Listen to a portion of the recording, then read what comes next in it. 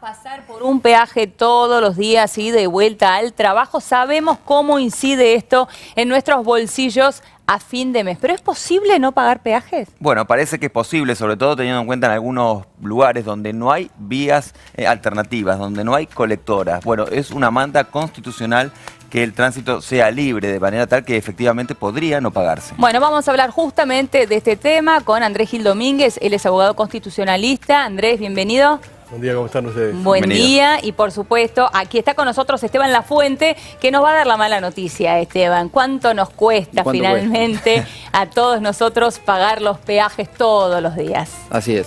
Muy bien. Son valores, en realidad, de la aclaración, tomamos los valores máximos. Viste que ahora en este último ajuste que hubo a principio de año, se ajustaron incluso horario pico, horario congestión, horarios valle, diferentes. Tomamos los valores de referencia en los valores más altos, que suelen ser los horarios por la mañana y para ingresar a Capital, y por la tarde para salir de Capital hacia provincia, en los diferentes accesos a la ciudad. Tomamos esos valores máximos como referencia. Algunos datos como en los casos estos donde se podría o no pagar, entrar el debate.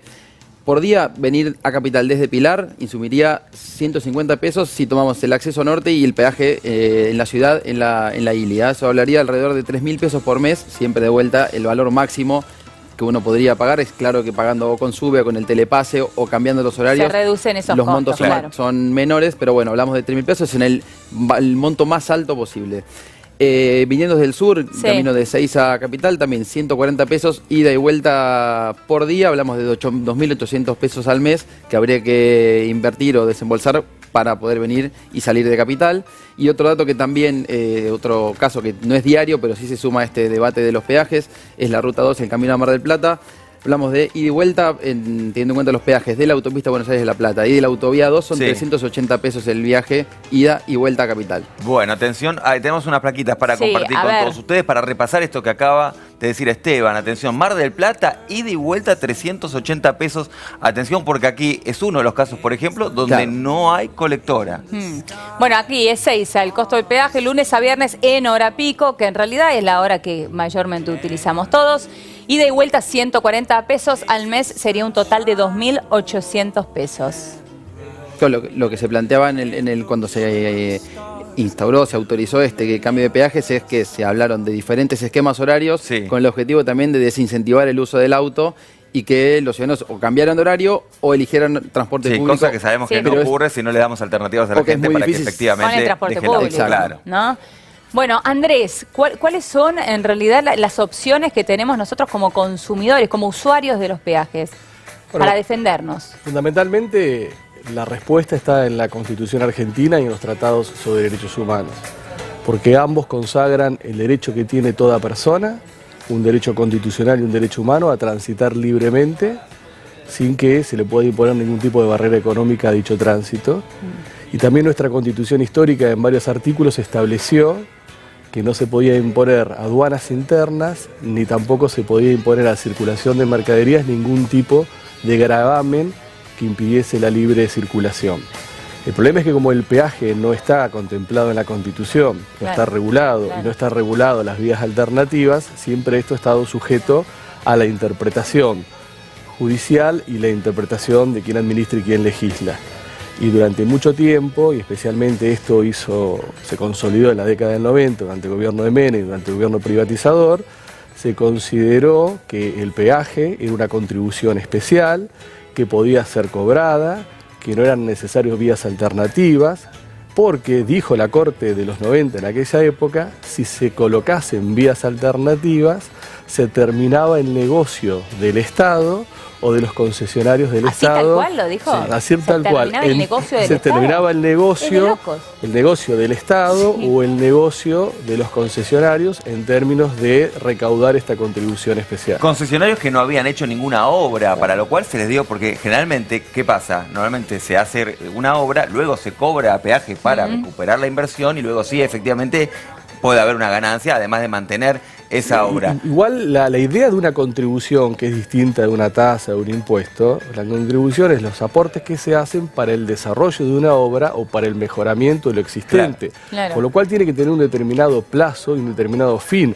Los peajes se han convertido en algo eterno, en un impuesto, y existe una doble imposición que es inconstitucional desde un punto de vista formal, y en la medida que no existan vías alternativas es inconstitucional porque viola la libertad de tránsito que tienen las personas. Ahora, igualmente, cuando existen vías alternativas, a mí me pasa, yo siempre viví lejos y siempre usé peajes, en Pilar, Ramal Campana, probé todo, te diría Tigre, Campana, Pilar. Igualmente estas vías alternativas siempre son vías muy engorrosas, muy incómodas, más allá de que estén o no asfaltadas.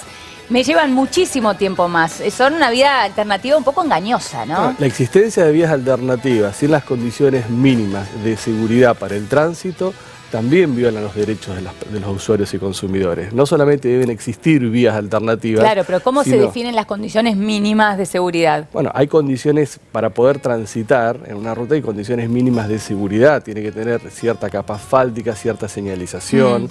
En principio debiera haber igualdad de condiciones respecto de la vía principal. Ciertos controles, claro, mínimo. Imposible, no, eso no existe en ninguna colectora. Bueno, lo que la vía principal te tiene que dar es un plus de esas condiciones que tienen que estar garantizadas para todos. Y después hay otra cuestión que no se vincula con los peajes, que se vincula cuando puede existir solamente una vía. Por ejemplo, el túnel subfluvial. Por ejemplo, los puentes que están sobre el río Uruguay, sobre el río del Paraná. Cuando existe una sola y es muy difícil crear vías alternativas, ¿cuál debe ser el principio? ¿Que está justificado cobrar, o que como es la única vía alternativa, una vez realizada la obra, no se puede cobrar y se tiene que garantizar la libertad de las personas? Ahora, estabas hablando, te voy a tutear, Andrés, de fallo de la década del 90. Han pasado muchísimos años. Sin embargo, esta tendencia no se revirtió, esto está instalado. No hay presentaciones judiciales en este sentido, no debiera haberlas. El último fallo de la Corte Suprema en la materia data del año 1991, antes de la reforma constitucional del 94 y antes de que los derechos de usuarios y consumidores y los derechos colectivos y las acciones colectivas tuvieran en la sociedad la aceptación y el conocimiento que tienen hoy. Me parece que hoy es una muy buena ocasión como para volver a plantear este tema en términos judiciales mediante una acción colectiva que tome casos concretos en donde no existan vías alternativas o las vías alternativas no garanticen ciertos mínimos derechos de seguridad en el tránsito, para volver a hacer planteos en términos de la inconstitucionalidad del peaje. Y también ahí sería bueno incluir qué debemos hacer nosotros los usuarios cuando la autopista por la cual circulamos está absolutamente trabada y tardan 6 horas o 5 horas en retirar un vehículo porque chocó o porque se le pinchó una rueda, porque son tantas las cosas que suceden en la Panamericana. Estás en una segunda etapa de discusión, es analizar por cuánto tiempo la sociedad argentina contribuyó especialmente para el desarrollo y mejoramiento de una determinada ruta y qué se ha hecho en ese sentido. Porque las contribuciones no pueden ser eternas. Uno contribuye para que se realice una obra, uno contribuye para que se mejore, pero si se convierten en permanentes, son un impuesto. Y ahí donde también está el otro tema del control desde el Estado hacia, como bien decía antes, una contribución es para obras o para el mantenimiento de una ruta o de una autopista, pero que muchas veces no se verifica que el Estado de esas rutas tenga el estándar mínimo por el cual se ejecutó, se convalidó esa concesión. Entonces se termina cobrando, como bien decías, una contribución en un peaje por un estado de la ruta que muchas veces es deficiente o contribuye a la no seguridad vial y que genera accidentes y los problemas que vemos cotidianamente. Digamos muchas veces que además es el Estado quien mantiene, que se encarga de hacer obras de mantenimiento y no el concesionario, ¿no? Que simplemente se limita a pagar sueldos, por ejemplo, de quienes trabajan en los peajes. Sí, es un mero recaudador, un mero administrador del peaje, pero no un ejecutor de las mejoras o de la construcción de nuevas obras. Insisto con algo, ¿no? Porque hay dos rutas emblemáticas para, por ejemplo, las vacaciones de invierno, la ruta 2 y la ruta 11. No hay vía alternativa paralela, como realmente dice la ley, digamos, como debiera ser.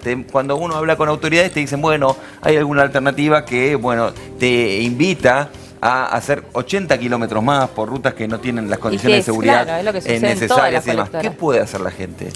La gente puede individualmente o a través de una asociación que represente derechos colectivos, iniciar amparos colectivos y cuestionar la constitucionalidad de tener que pagar el peaje en esas situaciones, porque se está violando el derecho a transitar libremente, previsto en la Constitución, previsto en los tratados sobre derechos humanos, al no existir una vía alternativa. Y a su vez, en muchos casos, como muy bien acá planteaban, se puede generar una situación de discriminación con motivo o ocasión de la condición social, porque no todas las personas tienen la capacidad económica de pagar los valores que hoy están vigentes para poder transitar en accesos que no tienen vías alternativas. También puede existir una situación de violación de derechos económicos, sociales y culturales y discriminación a las personas por su condición o razón social. ¿Qué pasa si yo hoy llego al peaje en la forma manual? Me ha pasado más de una vez, pero hace mucho. Ahora ya no me pasa porque tengo telepeaje, pero llegás y decís, no puedo pagarlo o no tengo plata, no puedo hacerlo.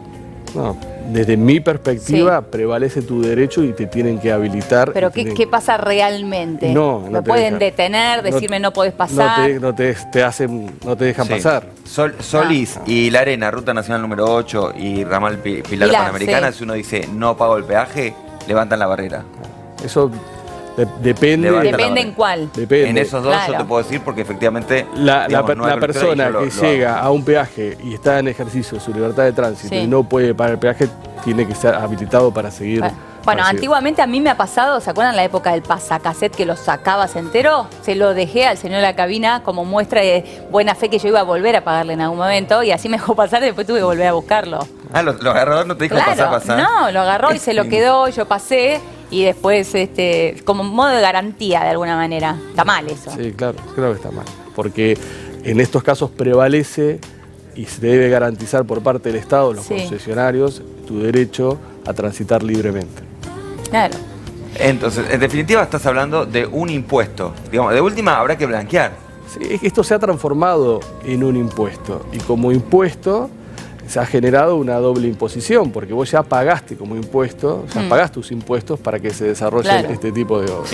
En la medida que sea una contribución, bueno, vos podés pagar, aparte de impuestos, contribuciones generales o específicas para el desarrollo de una determinada obra. Pero en estos casos ya se ha transformado implícitamente en un impuesto. ¿Tenés idea cómo se trabaja en otras partes del mundo? Digo, porque uno cuando viaja, las autopistas suceden y los peajes están en todos lados. O sea, cuando vas a Estados Unidos pasas por peaje todo el día, en Chile también. Sí, pero tenés vías alternativas.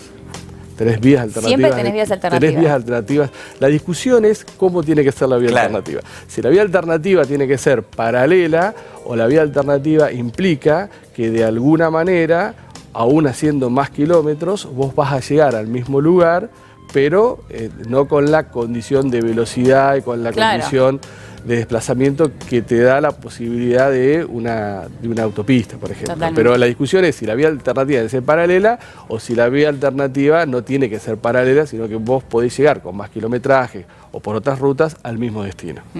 Además, pensemos que si estamos hablando de un impuesto y ya no de un peaje o una tasa, lo que hay que decir también es que hay un impuesto también que se paga de manera directa y otro que se paga de manera indirecta, porque de alguna manera cuando uno paga peaje, las mercaderías, ese valor es luego trasladado a precio, para lo cual también eso impacta en todo lo demás, que también de alguna manera estamos pagando ese peaje. No solo lo pagan aquellos que lo utilizan, sino también todos. Y entraría dentro de la categoría del impuesto regresivo, porque no distingue entre capacidad contributiva, sino que se los cobra a todos por igual.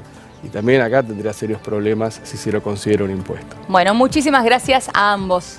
¿Sí? Ya conocemos nuestros derechos. Muchísimas gracias.